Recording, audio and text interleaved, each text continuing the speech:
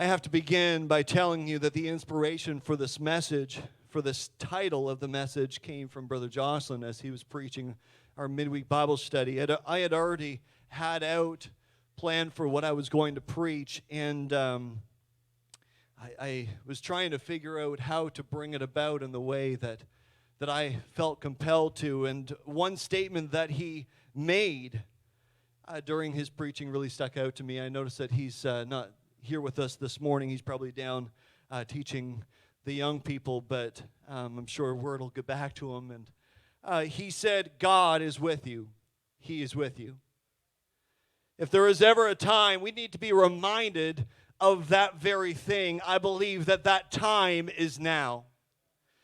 And so for the next few moments, I'm going to be speaking on that very topic. He is with you. I have had the privilege of going on the fishing boat with my wife's father, grandfather, and brother. They took me out on a day that appeared to be clear skies. We got up early in the morning, 4 o'clock in the morning. Who knew that 4 o'clock came 2 times in a day? And we got up, we went out to the wharf, and it seemed, like I said, clear skies, smooth sailing. We were looking forward to going out, only to get out into the Escuminac Bay, the Miramichi Bay, and have the winds pick up and begin tossing the boat around. I don't do well with stormy seas. I get a little green around the gills. My wife, however, she grew up on a fishing boat. Her and her family, they don't even bat an eye when the waves are crashing up over the sides of the boat. To them, this is completely normal. They have set sail on many stormy seas. They know how to chart the waters. They know how to point the boat in the right direction to avoid capsizing. But this country boy from little old Hatfield Point, that's another story. I like the ground. It doesn't move around on you. I always know where it's going to be. When I wake up in the morning and I put my feet on the floor, I've never had it happen that it has just wandered away on me. It's always been there to support me, and I thank the Lord for that. But the waves, that's another story. What was a beautiful, calm day turned into a nightmare for me. And in the end, they had to take my sea legs back to the wharf so that they could go back out to continue their fishing. My wife and her family, they got home that day, walked into the house, to me, still queasy. And I told them that they were all crazy. That's many of us, though, isn't it? We enjoy the calmness. We don't like it when things get tumultuous. Our prayer isn't usually, test our spiritual boat, Lord. Let's see if it can handle some real storms. Usually our prayer is, Lord, give me peace. Give me smooth sailing on the seas of my life. But when we turn to the book of Acts, chapter 27, in effect, this is the climax of the book. It starts with a voyage on calm seas. But then the wind begins blowing and the waves start rising, and then the hurricane hits full force and the waves crash against the hull. The crew is screaming, the captain is shouting orders, the tensions mount, all hope is gone, and then, storms and shipwrecks and lives hanging in the balance. God comes to the rescue. But you see, this morning, this isn't just a chapter about how God saved a group of guys on a ship 2,000 years ago. This is how God deals with us right now, today, right where you're sitting. I read a story about a parakeet named Chippy.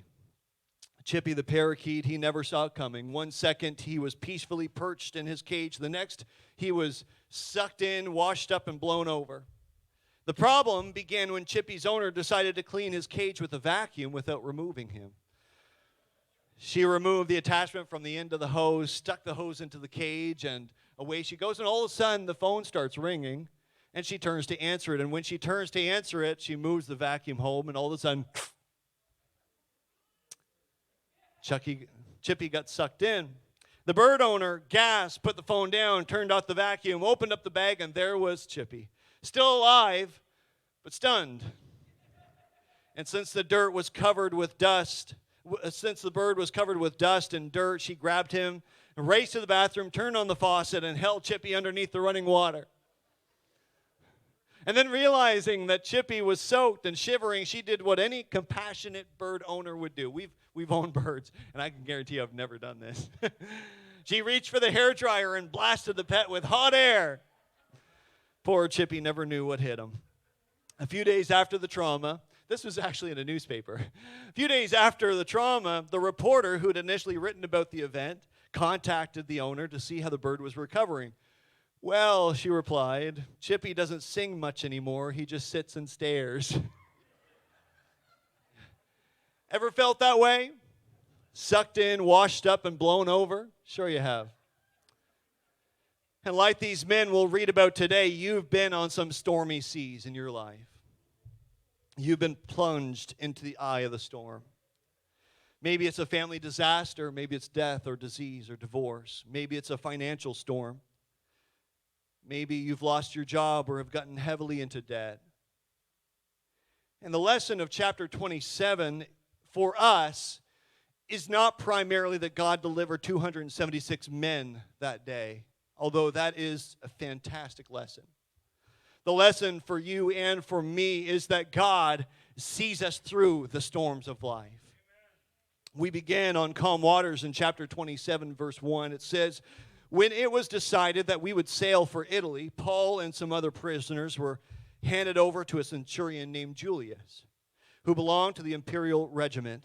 We boarded a ship from, I'm probably going to get this wrong, Adramyttium. I read that so many times, and I just kind of gave up hope on that word. About to sail for ports along the coast of the province of Asia, and we put out to sea. Aristarchus, a Macedonian from Thessalonica, was with us. The next day we landed at Sidon, and Julius, in kindness to Paul, allowed him to go to his friends so they might provide for his needs. I believe, actually I'm convinced that God works in our lives in stormy times by putting the right people in the right places at the right time. With Julius, it started with a man. With Paul, it started with a man named Julius that we can read from this story. Now, the Bible, it doesn't give us a whole lot of background about who Julius was, but we do know that Julius was a man who showed kindness to Paul when kindness was exactly what he needed. Not only does he save Paul's life later on in the chapter, we'll read about that, but verse 3 tells us that he allowed him to go to see his friends in Sidon. 2 other men were put there as well, mentioned in verse 2, and starts out with, we boarded a ship. Many scholars believe that this individual that he's first talking about is Luke. Luke joined Paul in many journeys. He was known to be Paul's sidekick and trusted friend for many years, and once again, I believe God put him on this boat. The last person that God put in Paul's life that we can see from the scripture is called Aristarchus. That's how God works. When we leave today, you're not going to remember the names of these individuals that I mentioned were on the boat with Paul. But what we will remember is that whether we like it or not, we need each other. Amen. He places the right people in your life at the right time. God will not abandon us or leave us alone. It has happened too many times in my life for me not to believe that God ministers in this way to us. Years ago when we were in Miramichi, we had run out of food, and I had lost my job, and we were just trying to get by at that time, and I was passing out resume after resume, not getting anywhere, frustrated. And this went on for 10 months, and couldn't get a phone call out of anybody. We ran out of food, and Levi, he was just little at the time, and so we said, okay, what are we going to do? And, of course, we were too proud to tell anyone that we were going through anything. So we did the only thing that we knew to do, and that was pray. Pray that God would provide. And I remember going through all this. The next morning, one of our dearest friends knocked on our front door. When we opened up to them, they were standing there with bags of groceries. The storms of life aren't meant to be weathered alone. God will put people in our lives at the right time, at the right place, who will be with us through the storm. Another way that God deals with storms is warning us away from them. We can see this in verse 7. He tried his very best. We made slow headway, it says, for many days and had difficulty arriving off Cnidus. When the wind did not allow us to hold our course, we sailed to the lee of Crete, opposite Salmon. We moved along the coast with difficulty and came to a place called Fair Havens, near the town of Lasea. Much time had been lost, and sailing had already become dangerous because by now it was after the fast. So Paul warned them, men, I can see that our voyage is going to be disastrous and bring great loss to ship and cargo into our lives also. Sometimes we're headed for a storm and we don't see it. And in this case, God put Paul in the lives of these individuals that were on that boat that day to warn them that trouble was coming if they did not turn back. The writer of Proverbs, he says in Proverbs chapter 12, verse 15, the way of a fool seems right to him, but a wise man listens to advice. I thank God for the warnings that he gives us. God puts warnings into our life. And when God does that, the best thing that we can possibly do is listen to them. Most of the time, however, if we will admit, when we're set on a course of action, the last thing that we want to do is listen. Now, I'm speaking to you men out there here this morning. I know we get on those journeys on the road, and our wife tells us, I think we're going the wrong way. Actually, I play a terrible joke on my wife repeatedly. I play on her gullibility because the fact remains is that I like to tease. So we'll get going along in an area that I know she's never been to before. She doesn't know the route. And I'll go, oh my goodness. She'll go, what? I don't know where we are. Mark, you're joking. You're joking. No, honestly, I don't know where we're going. I know, I'm terrible. I'll repent afterwards. The crew decided to ignore Paul's advice. Look at verse 11. It says, but the centurion, instead of listening to what Paul said, followed the advice of the pilot and of the owner of the ship. Since the harbor was unsuitable to winter in, the majority decided that we should sail on, hoping to reach Phoenix and winter there. There was a harbor in Crete facing both southwest and northwest. When a gentle south wind began to blow, they thought they had obtained what they wanted, and so they weighed anchor and sailed along the shore of Crete.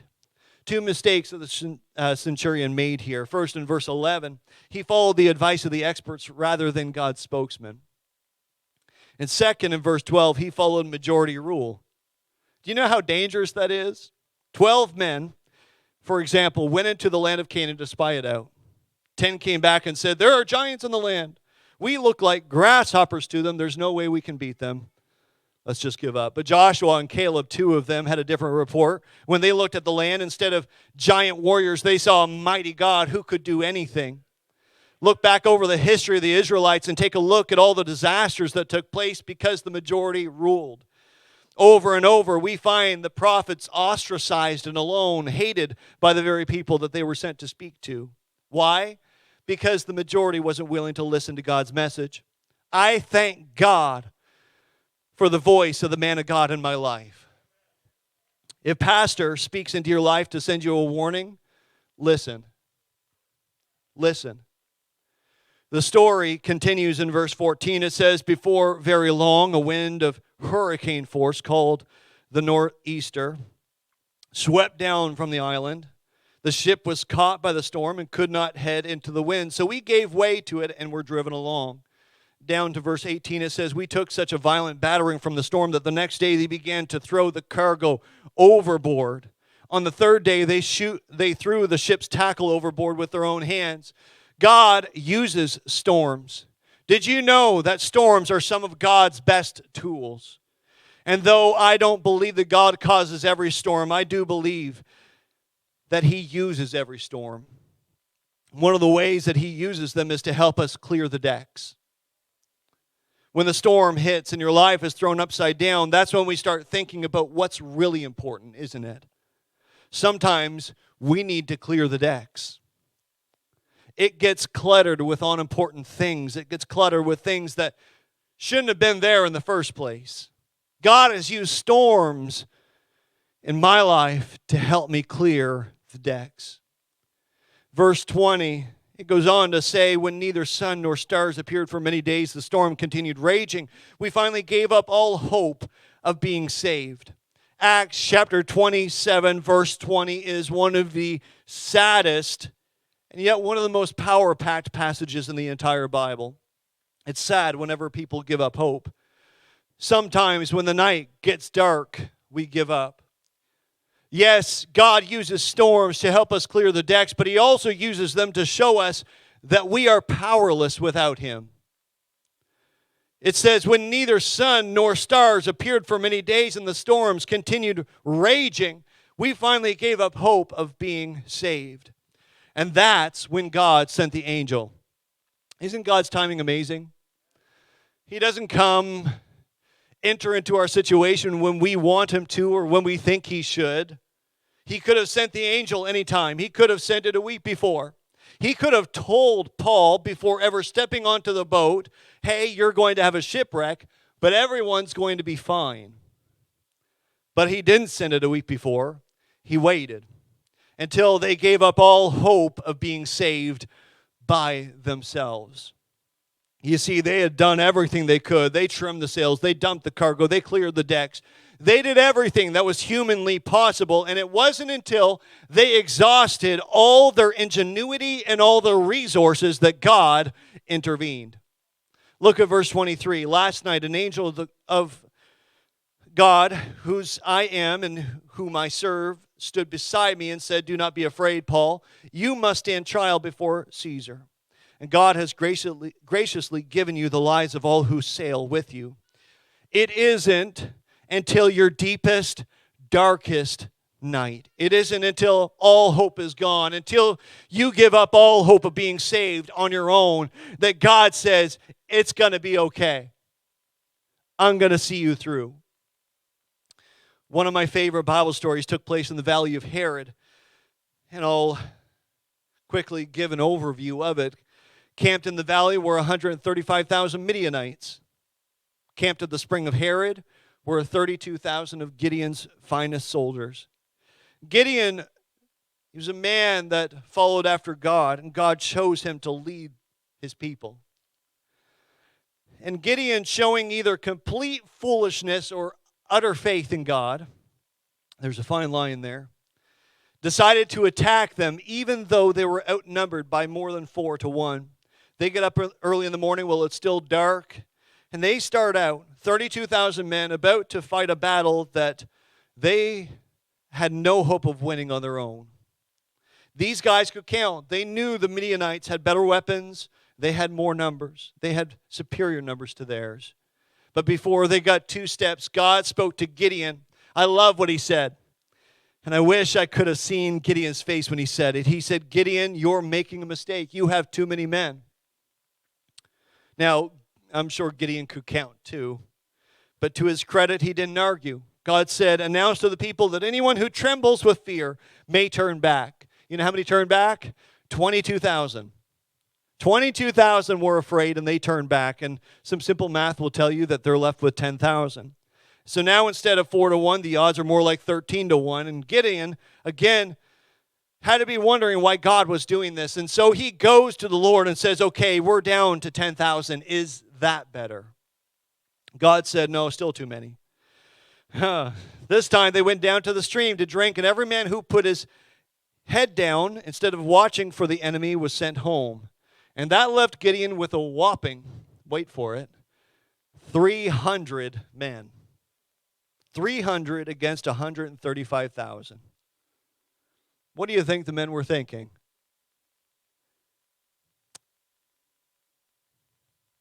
God then does the strangest thing of all. As the men are sitting around the camp, sharpening their swords, honing them to a razor's edge, each of them thinking, how are we going to come about doing this? God's still speaking to Gideon. God's still directing their leader. Gideon, he walks into the camp, takes away their swords, and hands them 3 things: a trumpet, an empty jar, and a torch. Let that sink in for a moment. A trumpet, a jar, and an empty torch. Somebody had to ask the question, what do you expect us to do with all of this? Scare them to death? Exactly. Now, here's the plan. In the middle of the night, we're all going to march into their camp and blow our trumpets. We're going to blow our trumpets. And then I want you to take out your torch, which is hidden in your jar, and yell as loud as you can, the sword of the Lord and of Gideon. And so clutching their trumpets in one hand and their jars in the other, they went. They topped the hill, and there, spread out before them, was the vast army of the Midianites. It must have looked like a city. Everywhere they looked, there were tents and horses and chariots and fires that were set about. And down off the hill walked Gideon, and behind him walked 300 brave men. Gideon gave the order, and at that sound of 300 trumpets filling the air, 300 pots smashed on the ground, 300 torches lit up the perimeter of the camp, and 300 voices shouted, the sword of the Lord and of Gideon. And then it happened.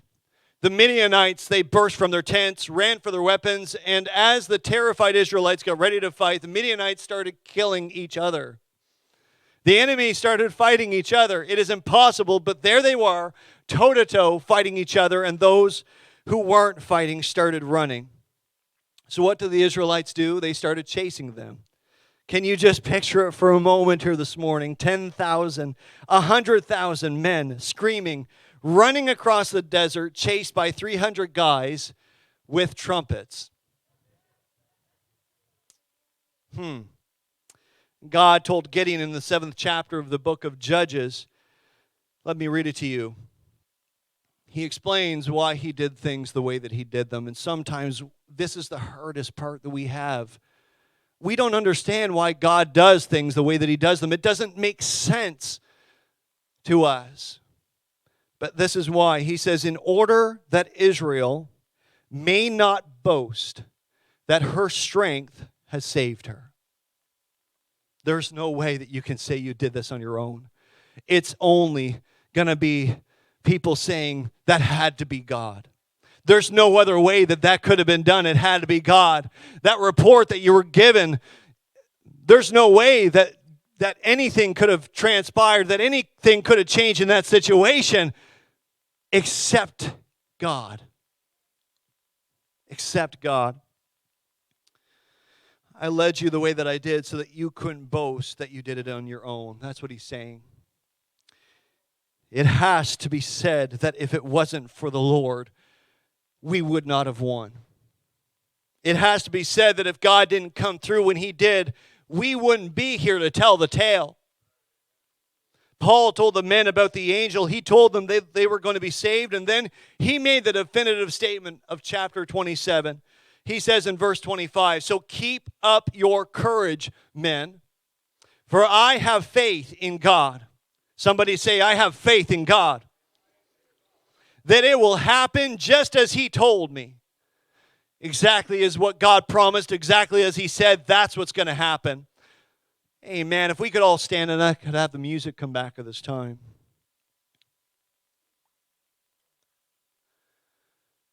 The day was June 19th, 1959. Fishing crews left the safety of the harbor in Escuminac, New Brunswick. Now, many of you may not have heard where Escuminac is, but it's about 30 minutes east of Miramichi.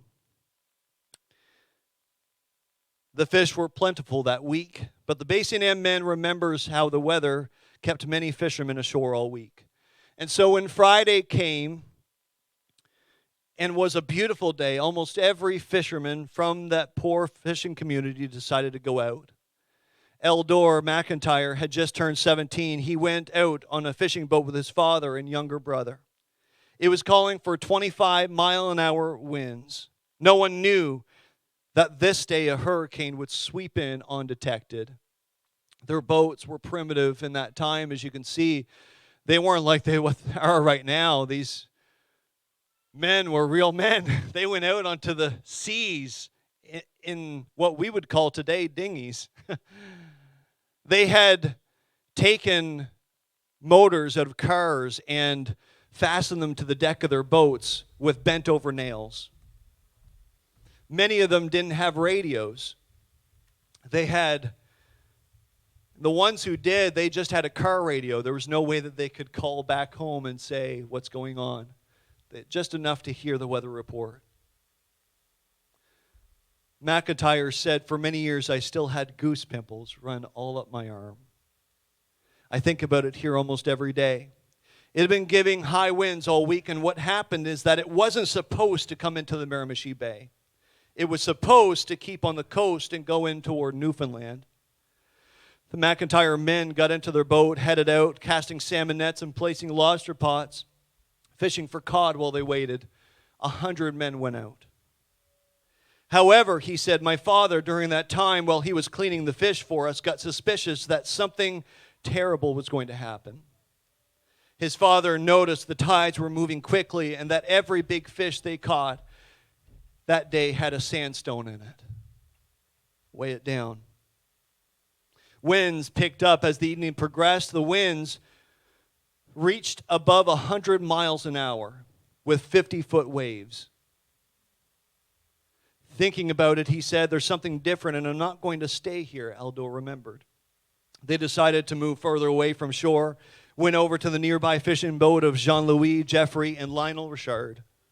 They told them that they weren't planning to stay in the area, but the Richards said that they would ride it out. And as they got further back, as they got further out, their boat started taking on water, and the McIntyres decided to head back to the wharf. Eldor remembers they pulled into the safety of the wharf at around 1:30 in the morning. They didn't have a way of getting home, so the three decided to sleep in the cabin of the boat. Slept in their boat. In the morning, the men could hear the sound of other boats outside. He said, what sticks in my mind is that my cousin, you could hear him praying as the wind was pushing his voice to us, praying just to be able to put his feet on the wharf. And he made it in. McIntyre said it still shakes him up to think about that fateful day. Life was great. I had a great life, he said. Maybe the disaster has changed my course of life. I would probably say that's what it did. The three of them survived the disaster that day, but 35 did not. It was one of the greatest fishing disasters in all of Canada. And today a monument stands in the Escuminac Wharf as a reminder of this fateful day. Actually, my wife was telling me that when she was a kid, she used to walk by this monument and ask, what does this mean? And they would proceed to tell the story about that fateful day. Jolene's grandfather, Clorne, his name is on that plaque. He was in the middle of that storm. On his way back to the safety of the harbor, he came up on a boat that was in danger, and he noticed that there was a young man that had tied himself in a last-ditch effort to be saved. He thought, if the boat is going to survive the storm, I can too. And so he tied himself to the mast of that ship. Clorne threw him a lifeline and pulled him to the safety of their boat. And they, against all odds, made it back home. You see, every one of us will go through storms in our life. And when they come, I hope you trim the sails. I hope you dump the cargo and clear the decks of all the things that shouldn't be there, that's just weighing you down. And I hope you do everything humanly possible to deal with that storm. But most of all, I hope you listen to His voice. He is our lifeline. This morning, I just feel like He's tossing a line to us here this morning, trying to bring us back into Him. He is our lifeline. When you've exhausted every resource available and you feel hopeless, I hope you ask God to deliver you from the storm and believe Him for it. Paul, he doesn't hold back any details in 2 Corinthians chapter 11 when he starts listing things that have happened to him in his life. He says in verse 25, 3 times I was beaten with rods. Once was I stoned. 3 times I suffered shipwreck. A night and a day I've been in the deep. In journeyings often, in perils and waters, in perils of robbers, in perils by mine own countrymen, in perils by the heathen, in perils in the city, in perils in the wilderness, in perils in the sea, in perils among false brethren, in weariness and painfulness, in watchings often, in hunger and thirst, in fastings often, in cold and nakedness, beside those things that are without, that which cometh upon me daily, the care of all the churches. And despite all of these things transpiring in Paul's life, he didn't say, so I threw in the towel. I decided to give up it all because it wasn't worth it. No. In the very next chapter, when we turn over, he goes on to say that although all these things have happened to me, I have found in my weakest moments that God is made strong. This is what he says, verse 9, chapter 12. And he said unto me, my grace is sufficient for thee, for my strength is made perfect in weakness. Most gladly, therefore, will I rather glory in my infirmities, that the power of Christ may rest upon me. Therefore, I take pleasure in infirmities, in reproaches, in necessities, in persecutions, in distresses, for Christ's sake. For when I am weak, then am I strong. Maybe this morning you feel like Chippy, who has been sucked in, washed up, and blown over. Maybe you feel like Paul, that no matter how much you try, storms just keep coming. But of this you can be confident. Come hell or high water, he is with you. He is with you. You may have a memorial set in places that you go back to signify the moments that God has seen you through some of the most treacherous times in your life. Disasters that changed the course of your life. But today, the fact still remains that in whatever storm you are in right now, he is with you. He is with you. Amen. And here this morning, I open up the altars as we begin to sing a song. And I encourage you here this morning. Listen to that voice. He's with you. Listen to him guiding you and leading in your life. So one more time, can we gather together and begin praising him? Speak, Lord. Speak, Lord.